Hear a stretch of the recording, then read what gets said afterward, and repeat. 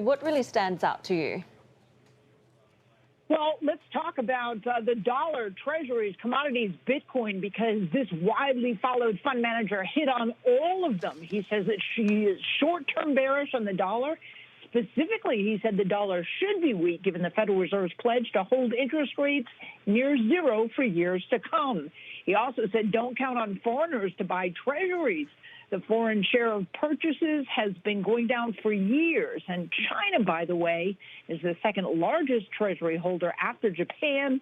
One of the big concerns in the treasury community is that the impact of the U.S.-China trade war would have been, what if China dumps their treasury holdings? So that was an important point.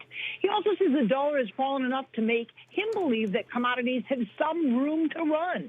He said investors should have 25% of their portfolio in some sort of real asset, such as real estate or industrial commodities. And as for gold, he is pretty much neutral on gold. He says the 200-day moving average and just shy of the 1,800 level have been levels of support for gold dating back to 2010. And he says it's just not making any progress now, therefore neutral on that.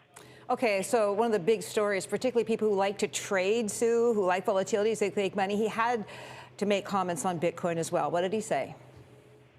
He absolutely did. Neutral on Bitcoin and neutral on gold. He said he turned neutral on Bitcoin at the 23,000 level and remains there. Earlier in the day, he was quoted as saying he believed that Bitcoin is in bubble territory.